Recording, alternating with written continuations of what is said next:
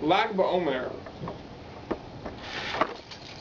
which is coming up in the near future, really has two significances.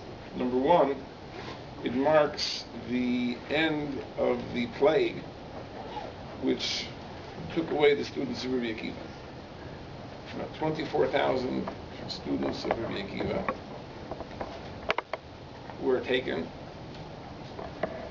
And the Talmud says the reason was Shlo Nahavu Kavod Zalazeh, because they did not give honor to each other. So they were taken from this world.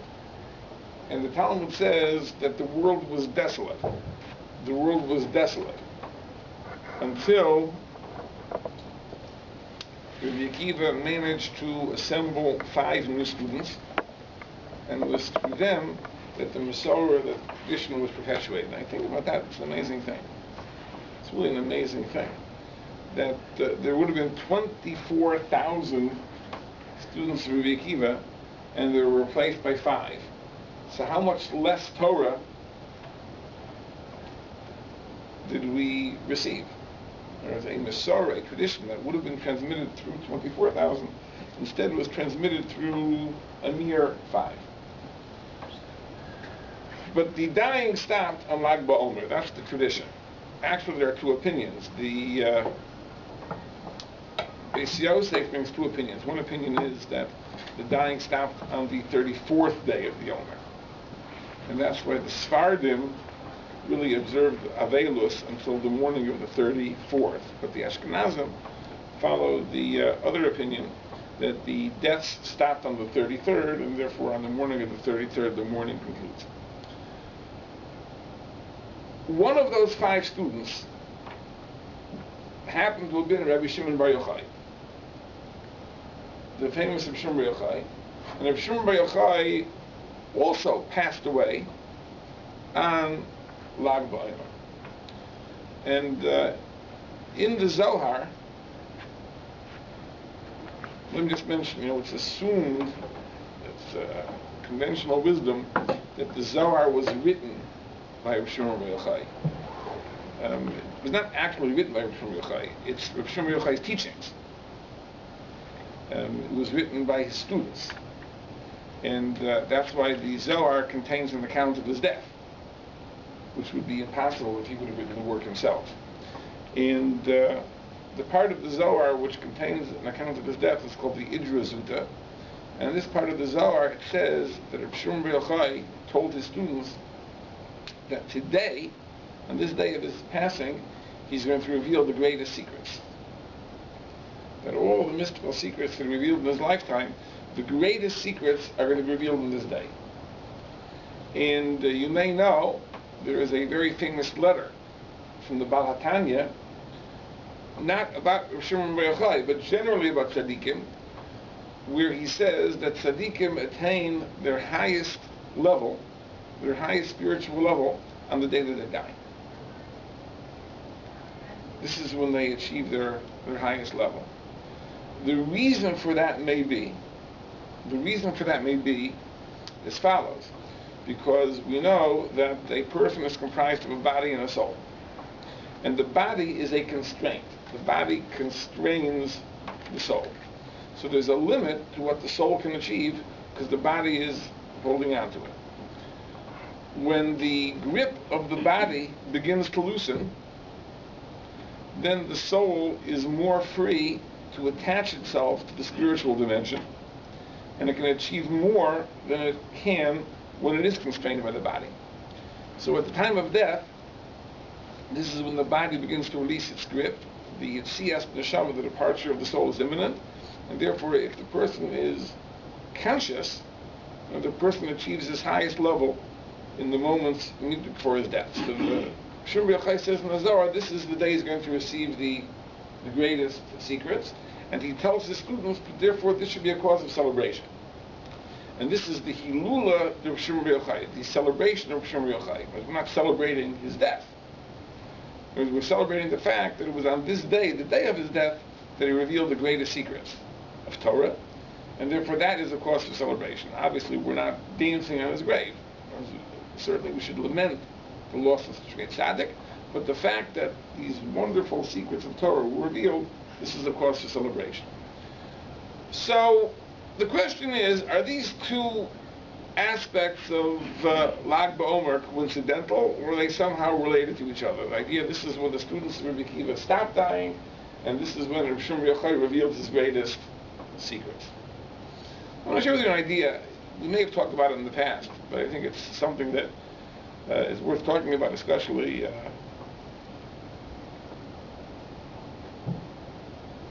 on the very day itself, which I'm not going to say today, but it's very appropriate. An idea that I once heard from Moshe Wolfson was like, he said like this.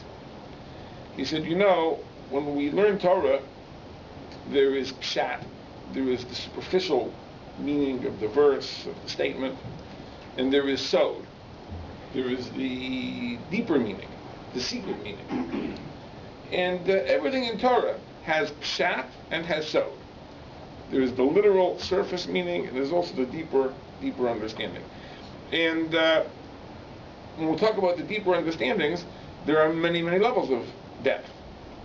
You know, there is one level of sod, and a deeper level, and a deeper level, and a deeper level. But this much we know, that if a person says all there is what's on the surface, he's making a serious mistake. Now there's a joke. Now this joke loses everything in translation. So bear with me, you're going to have to suffer with this.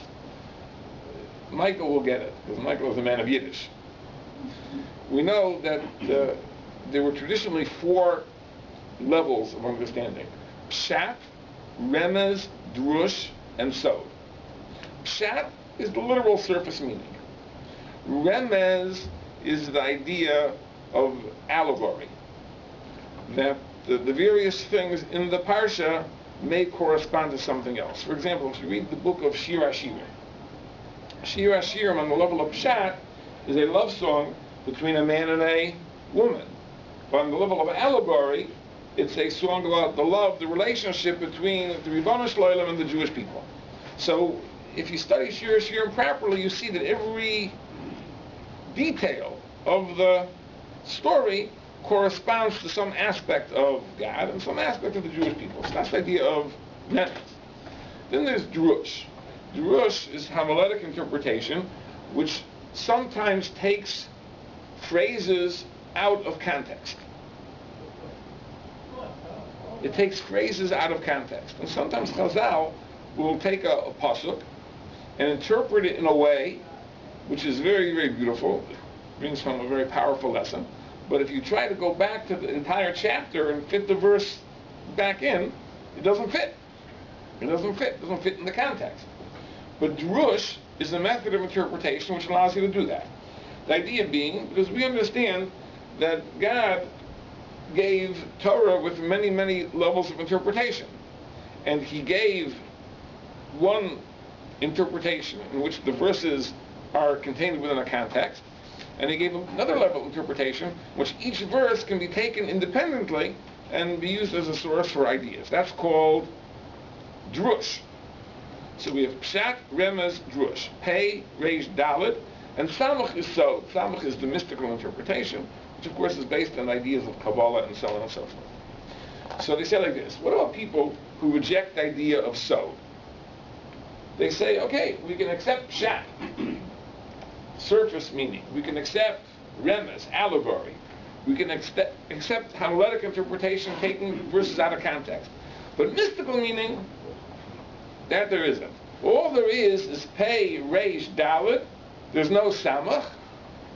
So you're a ferd. Now, in Yiddish, I saw that coming. A ferd is a horse. But in every language, words have different connotations. In other words, in English, we think of a horse, we think of a noble steed, right? In Yiddish, you think of a ferd, you think of a bag of bones that has no intelligence. Ferd. Right? More like an S. So that's the donkey, right? But same idea. Same idea.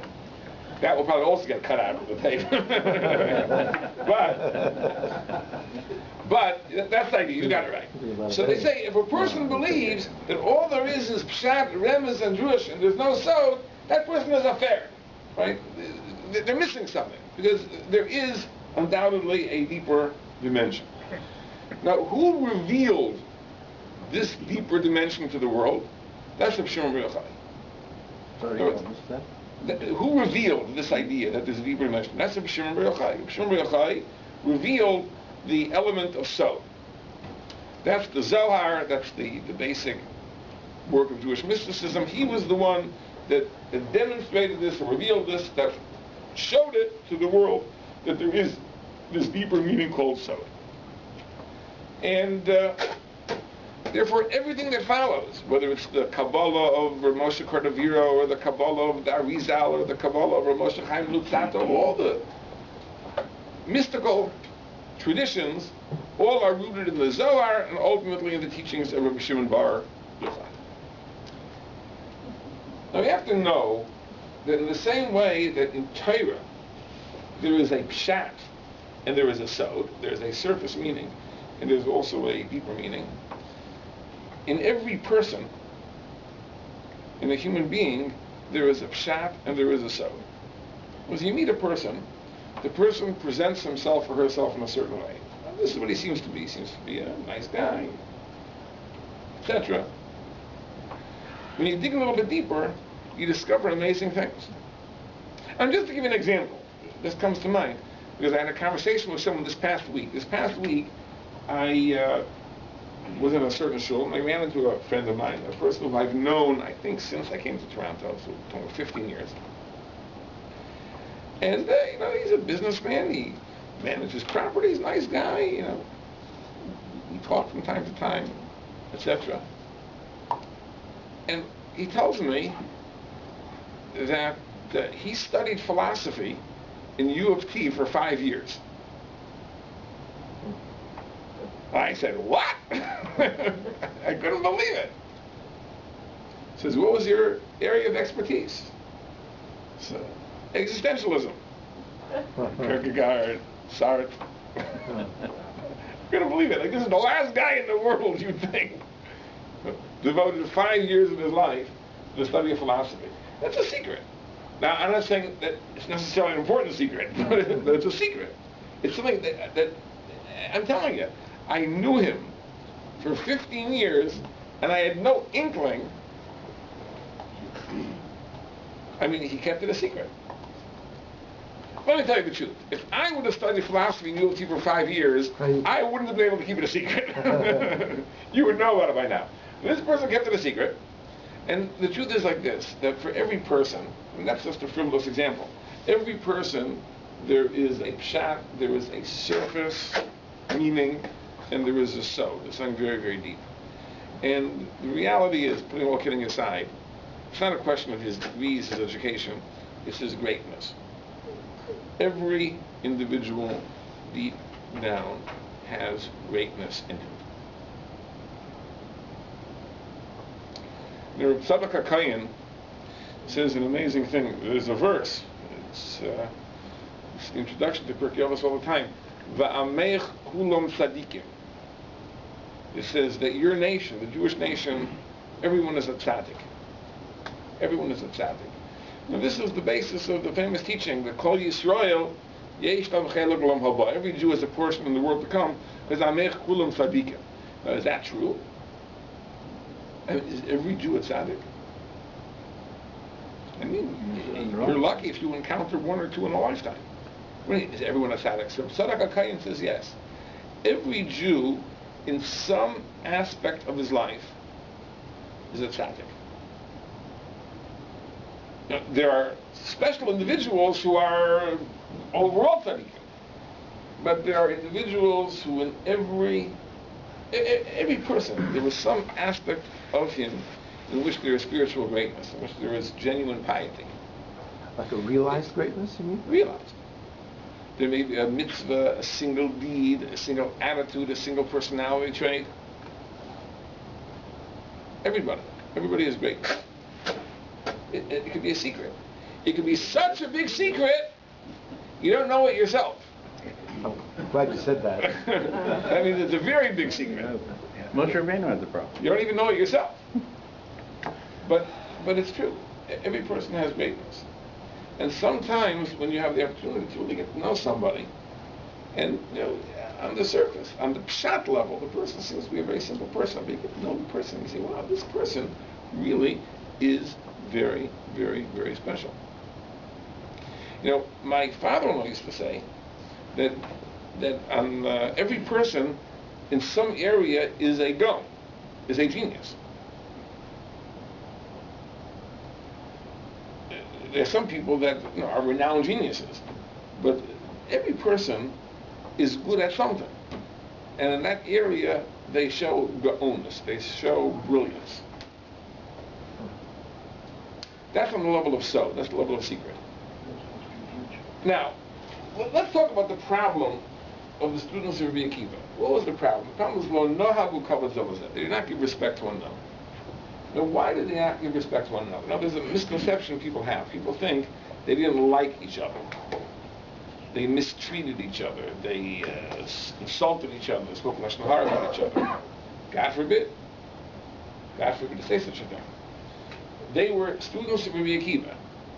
And the great teaching of Rabbi Akiva is that to love your fellow man, this is a great principle, a fundamental principle, the fundamental principle of Torah. They have to understand, this is something that may not be obvious. Nowadays, if you are enrolled in a yeshiva, if you've registered, you've paid your fees, you can say, I am a student of that yeshiva. And you can even say, I'm a student of the Rosh Yeshiva. But in those days, it didn't work that way. But the Talmud would not call you a student of Rabbi Akiva just because you had paid your tuition to get into his yeshiva. If the Talmud calls you a student, a disciple of Rabbi Akiva, that means you were a disciple of Rabbi Akiva.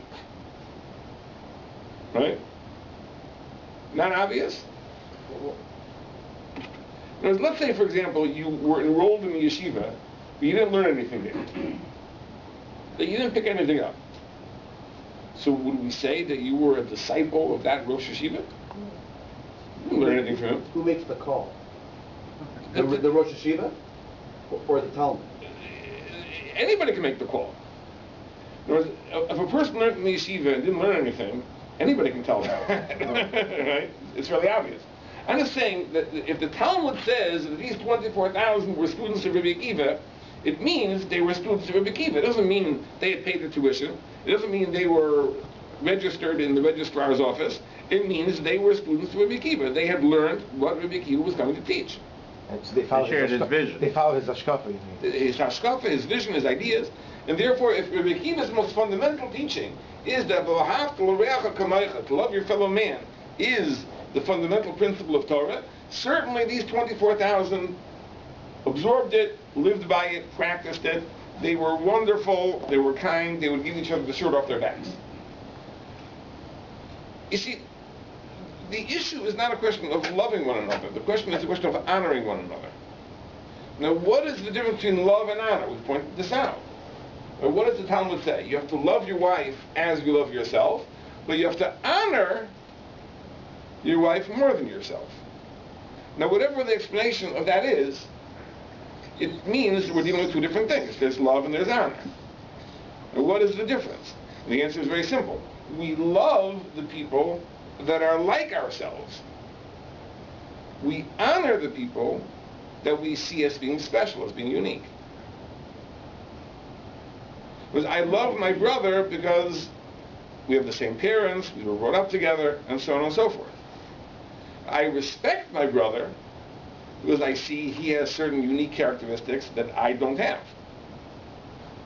Okay? That's between honor and respect. Now, you have 24,000 people in a yeshiva. They all look the same. They're all wearing the same yeshiva uniform. I don't know what the yeshiva uniform in those days was. Last night we had a talk on this subject of dress. let's assume that nothing changed, and they also wore black hats and white shirts. Maybe they wore something else. But the point was, there were 24,000 in the yeshiva. They probably dressed very similarly because, again, dress is a sign of group identification. So they dressed the same, they talked the same, they ate the same food, they had the same interests, they went to the same shiurim. They probably did not have hobbies that they engaged in their spare time. If you're a student of Rabbi Akiva, probably you're really working at it most of the day. So of course they loved each other, because they were very, very much alike. They shared everything. And love there certainly was. But was there respect? Did they honor each other? Why should I honor you? You're not any different than I am. Are you special? You're more special than I am? Yeah? Question? The 24,000, which you alluded to earlier in terms of being disciples, when you think of a yeshiva, you have people who just entered the yeshiva. So today they might say, like you said, if they pay the Jews, they're now a student of the yeshiva. But wouldn't there have been different levels? They weren't all the same time at the same level. Yeah, I see. I don't know how it worked. Now, the microphone hadn't been invented yet, so I don't know exactly how Rabbi Akiva taught them. My guess is that there was an inner circle, and Rabbi Akiva taught them, and then each of those in turn had a group that he studied with, and each of those in turn had a larger group they studied with, and the 24,000 were covered. Probably it was something like that. But ultimately, it all came from Rabbi Akiva. So the question is, they honor each other. And that's a very terrible thing. Terrible. 24,000 people, and there's no respect for one another, because there's no recognition of the uniqueness of one another. So who solves the problem? Who solves that problem? Who solves the problem of kavod? Who is the one that can dig deeply and find the uniqueness of a person? That's the Shimon Bar Yochai. Because the Shimon Bar Yochai is the one who can reveal that there's more than meets the eye. There's something beneath the surface. There is the sod, there is the secret. And that every individual has something unique and special about him. Now, the Ramchal tells us this. The Ramchal tells us, famous Gemara. The Gemara says that every person is obligated to say that the universe was made for me. Bishvili nivra ha'olam. So what does that mean, Bishvili nivra ha'olam? The world was made for me.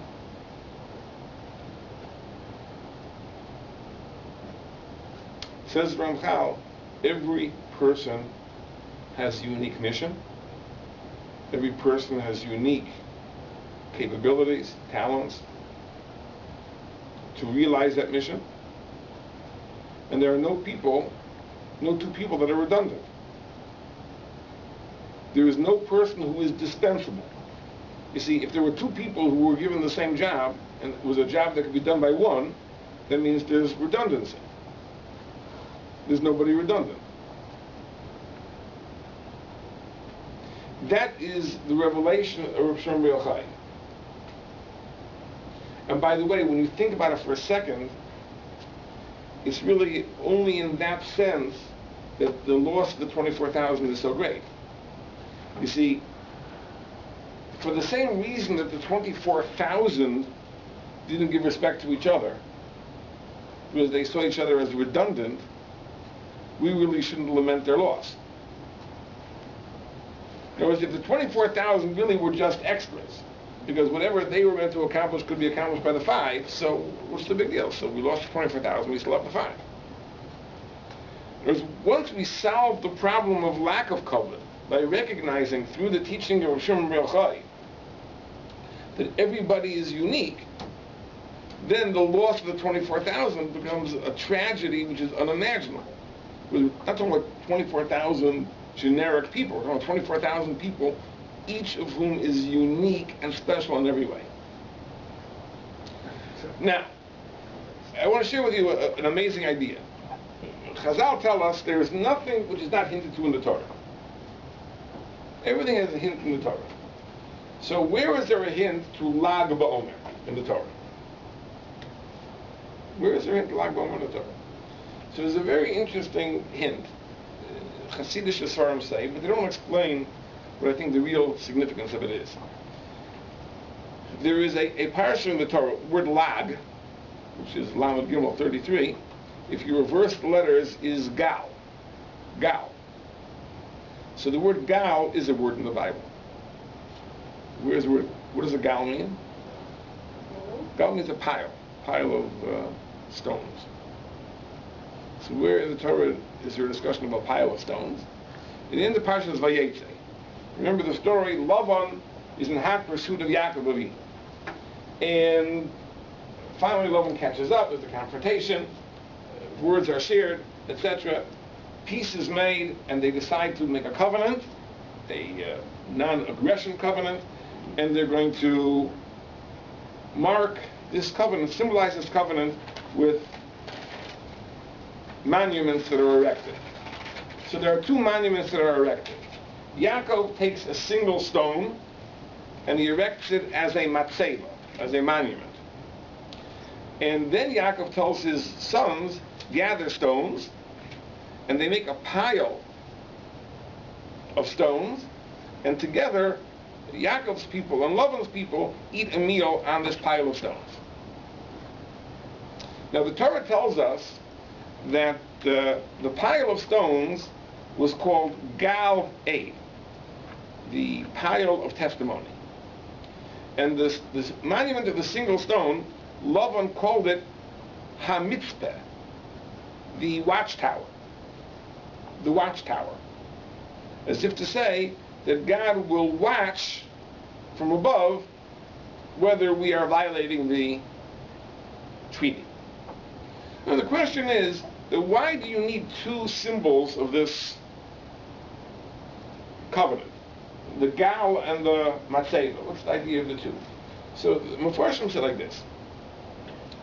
Let's say if two countries make a covenant. So there could be two types of covenant. One type of covenant is they agree to live in a state of Cold War. They are not involved with each other, they are not entangled with each other, they have nothing to do with each other, but they've agreed not to step over the border.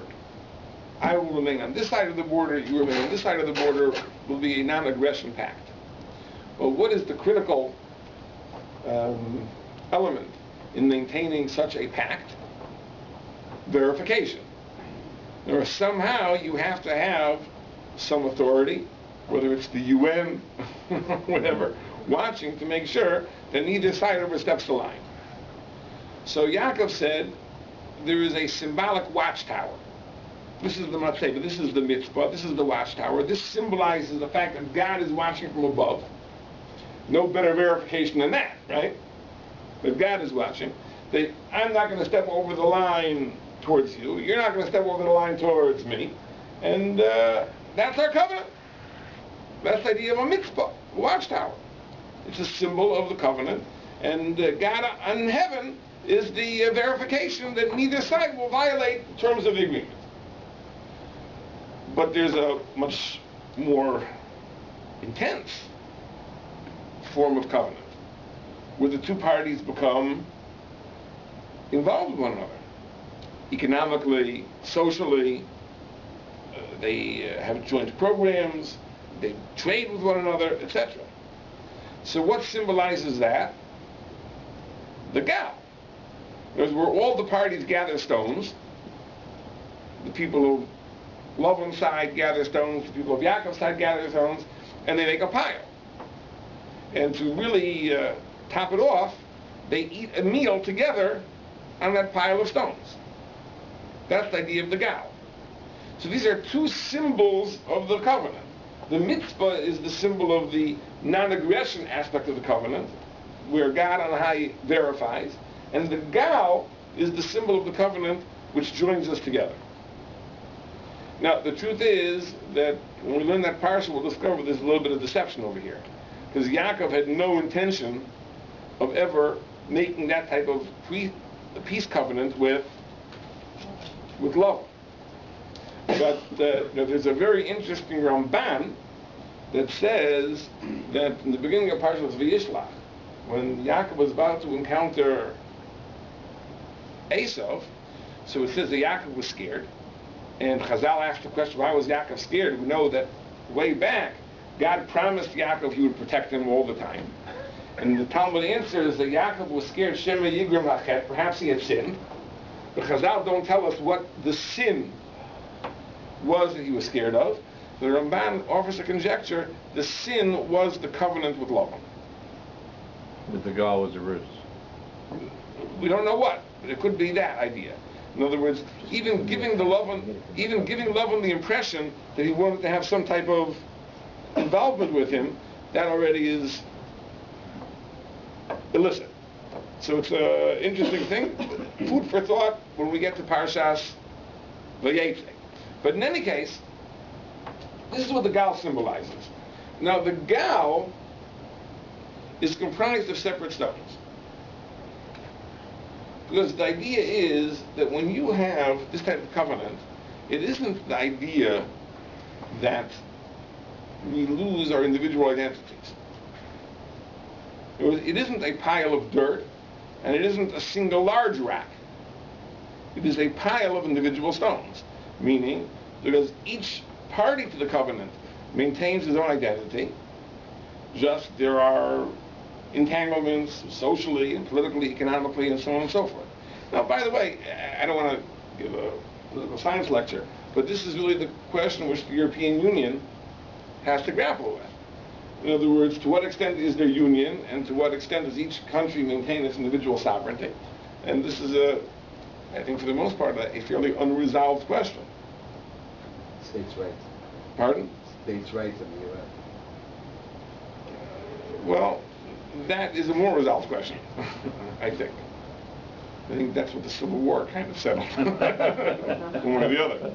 Now, just fine details that we're here. That's right. That's the present. But in any case, that's the idea of the Gal, right? So the Gal is the idea of our being able to be together, and yet our individual characteristics, our individuality is recognized.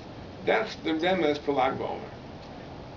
That's the idea of kavod. That's how you can have a group of people who are engaged in the same enterprise, right? And yet there is kavod because there's an acknowledgement and a recognition of the individuality of each person. Now the truth is that the whole story of Shimon Bar Yochai, the famous story of Shimon Bar Yochai in the cave, really, this is the bottom line, this is the moral of the story. This idea of the sod, of recognizing the inner meaning of something, and it's implicit in the story from the very beginning of the story till the very end of the story. Now let's recount the story, everyone knows it. By the way, just if you ever want to remember where the story is, it's the Masechah Shabbos. On what daf? What page? Lamed Gimel. Lamed Gimel. Yeah, it's an amazing, I don't want to say coincidences, but it's an amazing thing that the story of Shimon Bar Yochai is a Masechah Shabbos and daf Lamed Gimel. I don't know how it worked out like that. It's just amazing. I can never forget that now. But it says like this. It says that there were once three Chachamim who were sitting and they were talking about the Romans. The various works that the Romans did. So one of them said, Rabbi Yosef said, the Romans did wonderful things. They built roads and bathhouses. They're wonderful people. Rabbi Yehuda was quiet. Nothing to say. Rabbi Shimon Bar Yochai said, everything they did was self-serving. They built the bathhouses for their own pleasure and the roads to collect tolls, and Anyway, there was a fellow there who heard the conversation, and sure enough, the word reached the Caesar, the Caesar, and the Caesar said like this: that Yosei She'ilo Yisala. Excuse me. Reverse Yehuda and Yosei. Yehuda was the one who praised. So Yehuda She'ilo Yisala. Yehuda who praised should be elevated. And Yosei Sheshasak, he was quiet. Yiglu L'Tziperi, he should go into Galus. And if Shimon Bar Yochai, who belittled the Romans, he should be executed. He should be executed. Now, at that moment, you see immediately Rabbi Shimon Bar Yochai-s depth perception. In other words, he saw things as they really are. In other words, on the surface level, it's great. You know, the Romans, they build roads and bathhouses and buildings. It's beautiful. And Rabbi Shimon Bar Yochai is able to see beneath the surface, to look at the motivation. That's already on the level of sod. On the level of pshat, you only can see what a person does. You can't see the person's motivation. You can't see the person's thinking. Rabbi Shimon Bar Yochai can see through the surface, and he sees the sod. The sod is what the motivation is. And the Romans, their motivation wasn't pure. So Rabbi Shimon Bar Yochai now is in trouble, so he goes on the run with his son. I'm cutting through a little bit of the story. And ultimately, they hide out in a cave. And they are sustained miraculously in this cave, eating carob and drinking water. Now that itself is a miracle. That you can live on carob. You can eat carob. How do you eat it? Chocolate. No, not fresh carob. Forget it. You know, when I was a kid, they used to give out Boxer. Remember Boxer? To the Shvat. We thought that that's dried Boxer. So that's why it's like wood or leather. So, but fresh Boxer must be very tasty. Now that's how it grows on the tree. When I lived in San Diego, there was a neighbor with a carob tree, and that's the fresh. That's what it looks like. No, it's never soft. Anyway, he lived on that. It's not soft. It's hard. It's not soft. When it's fresh. Even when it's fresh, it's hard. Yeah. And he lived on that somehow, though I saw, brought down, very interesting medrash, that on Shabbos, the carobs turned into figs. They should have something special for Shabbos. Very interesting thing. It's got extremely high nutrients. It's very good on antioxidants. But can you eat it? You could eat melon in the day. Let me tell you. My skillet has a lot of iron in it too. But it's very hard to chew it. For a time. Anyway, so where are we at? So they're in the cave. Miraculously, they're sustained. After 12 years, a heavenly voice comes and says, "You can leave the cave. Caesar is dead. They don't have to catch you anymore." They come out of the cave. Now they were sustained. He was with his son for 12 years miraculously. They come out of the cave, and they see people are planting and plowing, farming. What's going on? People are wasting their lives engaged in such pursuits. He says, we lived in a cave. We lived on carob and water. Miraculously, we studied Torah. So they should do the same. So wherever they looked, it burst into flames. Burst into flames. So the heavenly voice came out and said, go back to the cave. You want to destroy my world? Go back to the cave. So we went back to the cave. Well, 1 year later, they came to realize that we could leave again. Even the wicked in Gehenna are only sentenced for 12 months. So they left the cave. And the Gemara says that the son, Rabbi Eliezer, Rabbi Shimon, where he looked, also burst into flames. Rabbi Shimon Bar Yochai, when he would look, that place would be healed.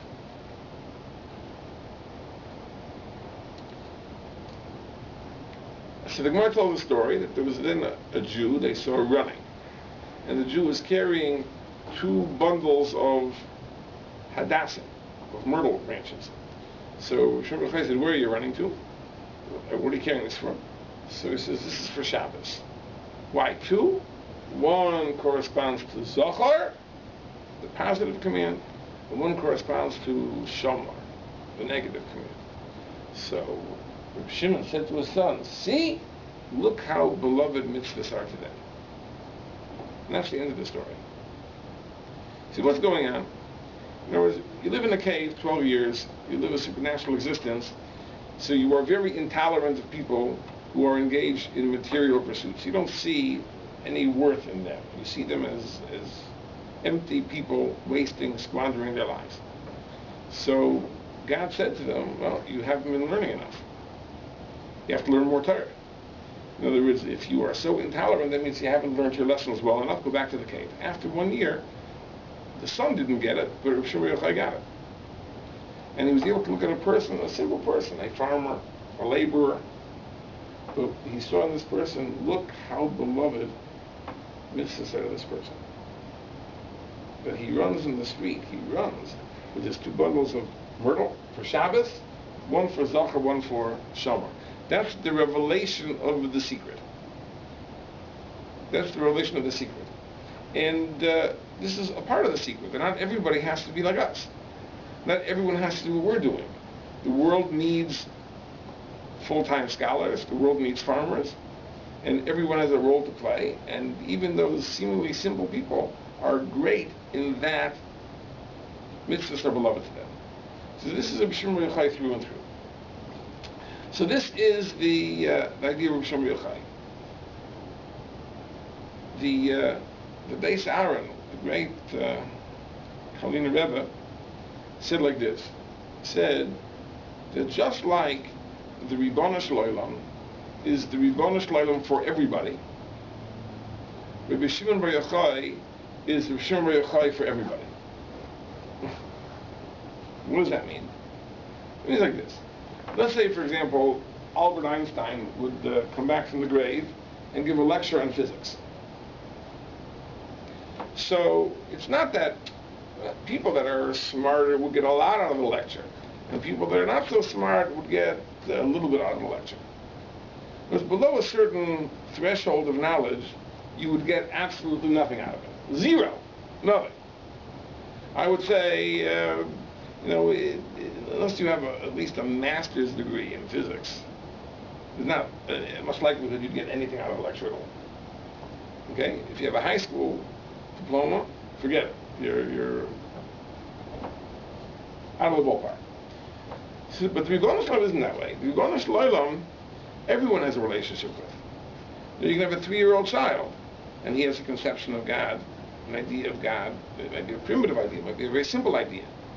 But he understands, you make a bracha, you thank God, Hashem helps us, is nice to us, kind to us, and so on and so forth. Obviously, an older person has a much more sophisticated appreciation of God. So the Ribono Shel Olam is the Ribono Shel Olam for everybody. Now, what are Shimon Bar Yochai? Is he like the Ribono Shel Olam, or is he like Einstein? So the Kaliner said that just like the Ribono Shel Olam is the Ribono Shel Olam for everybody, Rabbi Shimon Bar Yochai is Rabbi Shimon Bar Yochai for everybody. Meaning that everybody can have an aliyah, everybody can have an elevation through Rabbi Shimon Bar Yochai. The idea being that this teaching of Rabbi Shimon Bar Yochai, that there is something which is beneath the surface, this is something which is important for all of us to know. You can be the most seemingly simple person, and this teaching can give you a sense of pride, and a sense of worth, of value to your life, because you are important. You have a role to play. You have a mission. You have a purpose. And you're worthy of covet. You're worthy of respect for that.